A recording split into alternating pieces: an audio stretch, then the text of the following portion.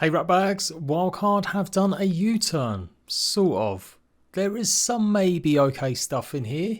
It's still a little bit iffy, but we'll go through it and then I'll reserve judgment to the very end. But a brand new community crunch has come out. Well done to Wildcard for doing something and talking to people. I give you that much credit today. Let's go into what's changed and what they have decided to remedy and what they're not fixing for the future of Ark Survival Evolved and the remastered version. I was literally just about to go to sleep because it was pretty late and then boom, this popped up. So we're going to cover it. So basically they say they digested the feedback, consulted their partners to revise their upcoming plans, i.e. they went to Papa Snail Games and said, listen dickheads, your original plans you wanted to implement were kind of riling up the folks and we're facing a huge backlash. How about we change shit? Snail Games with their falling share prices must have went, okay, yeah, maybe. And ain't it great you can rely on some creators out there like Hod Gaming, Nooblitz and others to stick up for you, the players.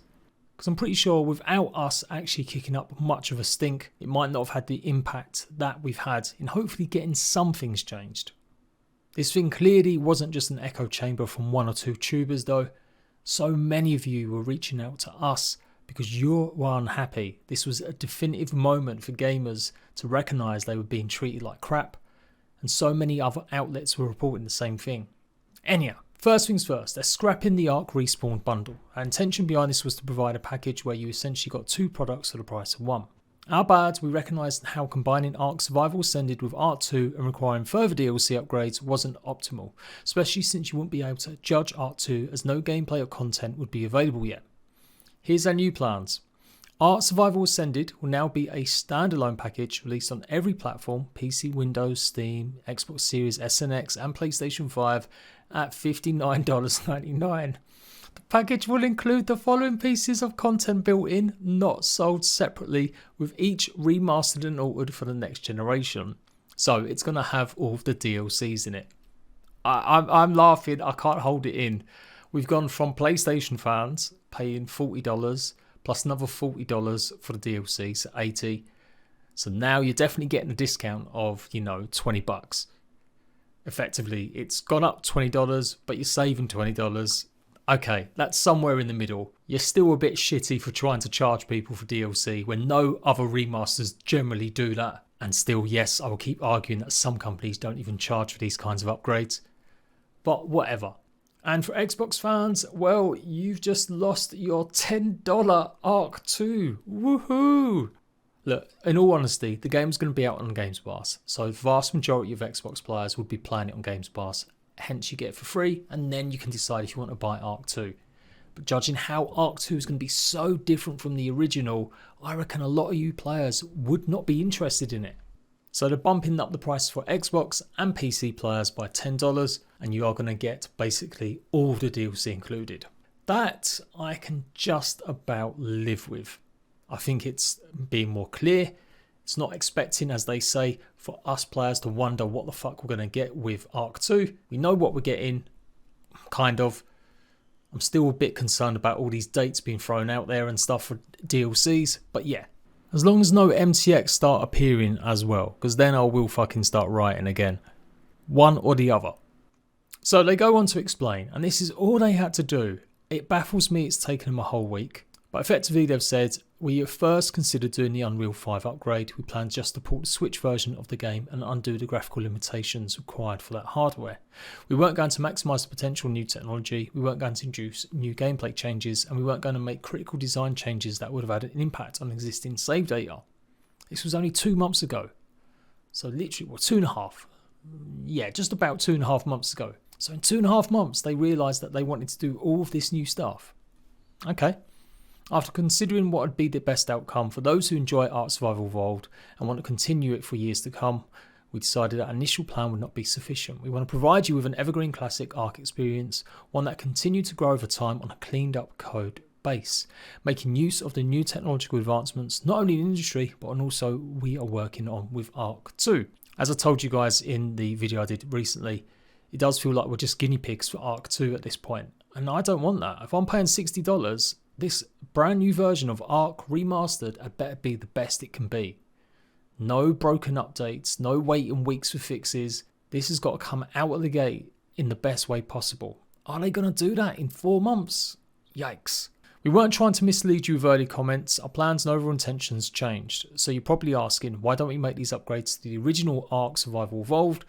Frankly, it would not be viable. Many of the changes we're making in ARK Survival Ascended will touch a lot of aspects of the game.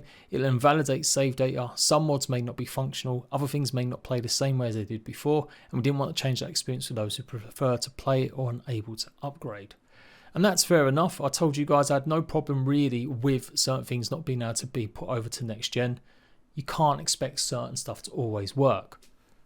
So this is where it still gets a bit negative. They're not going to reverse the decision to take off all official servers.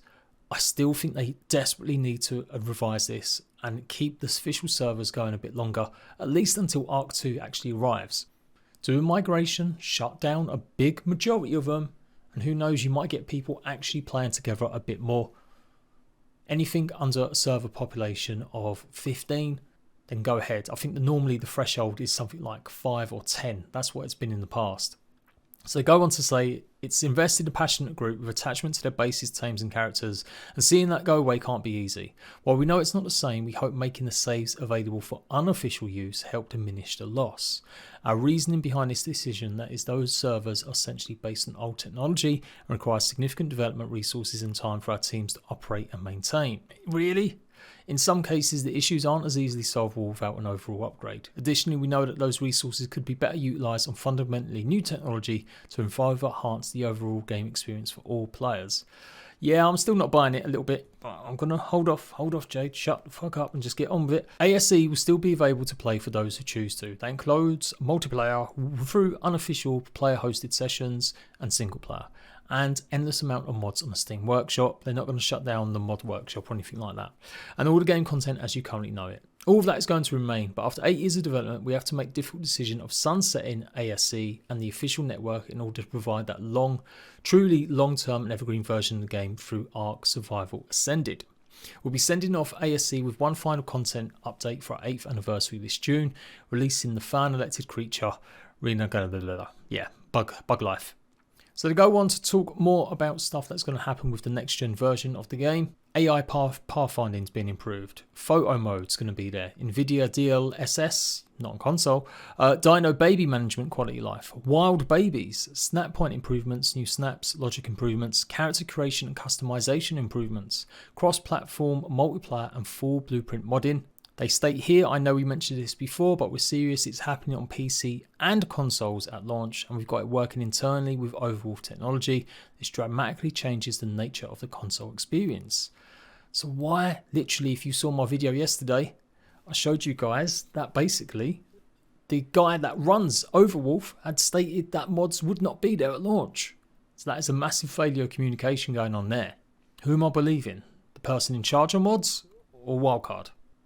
But we'll give them a benefit of the doubt. The list is not exhaustive, we're hoping to get even more done. The only reason we aren't covering all those details right now is we're still working on them. We don't want to commit to other particular features unless we're sure we can get them in for launch. And yeah, we may miss our deadline on certain aspects. There we go. But they'll come in over time as we continue to support this generation of ARK.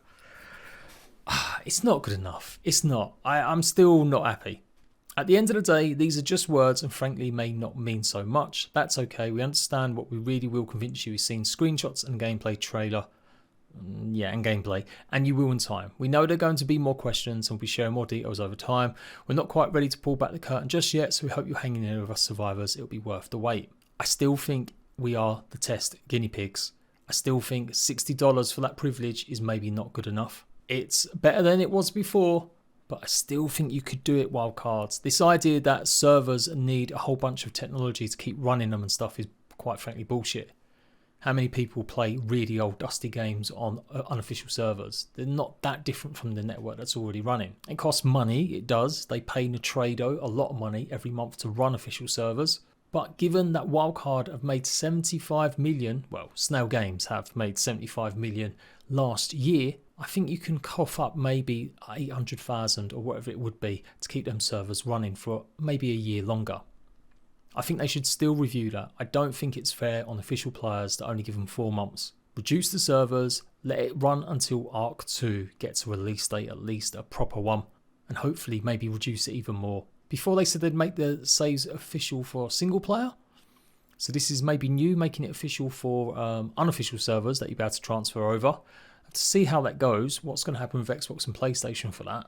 But overall, yeah, I don't think that's still a great look for official players that have been and playing this game for such a long time. So what happens next? Right, well, they've got to clarify what's going to go on when it comes to stuff like the modding. What is the upper limit of pricing that's going to be once Overwolf get involved and some of the premium mods happen? We need to hear about concrete release dates for some of this stuff, not just quarter fours, especially for this year. Maybe next year I can live with it being so vague. But nope, we need to hear more about what's going to happen this year. And I guess, you know what, that's it. I'm not going to go on too long about it. I've done enough. Is this going to please everyone? No.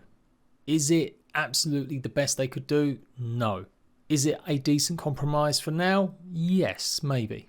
It really does feel like this remaster is being cobbled together last minute, and we're going to put up with the same bullshit wildcards we've had for years and years with broken updates, lots of delays for content, and we're just going to sit there having to suck it up. Now I say we, I haven't been playing ARK regularly for a long time. Do you know why I do get so upset and why people just don't seem to realise it? Other creators are giving me shit, even some members of Wildcard. I've been there just as long as some of you guys. I've seen the potential that ARK had. It gave me so much. It helped my YouTube career. Every single time we had a new update or DLC, I saw the lack of actual care and quality of life being put into stuff. Devs were working hard, but they kept giving themselves either unrealistic expectations or deadlines, or their publisher was making them do stuff. Either way, things were just not right. Wildcard were just chucking content out and never really resolving a lot of the issues. No Man's Sky came out literally only a year after Ark Survival Evolved, yet that has still managed to keep going, keeps getting content updates and doesn't need a remaster. And I've mentioned No Man's Sky a lot and people want to shit on it, but at the end of the day, that game has also got a huge amount of moving parts, procedurally generated no less. So yeah, we're not stupid. Well, some of your fans are only ARK lifers that only ever play ARK, but a lot of us do play other games. We do see what happens with other games getting free content and drops and regular quality of life. So that's what's got to need to change. If you're going to do this, the remastered version has got to have more quality of life updates than the original version of ARK. I'm talking every 2 months at least, we get chunky content drops and updates. Still nervous about if they're going to add MTX into the game with their skins tab in the future.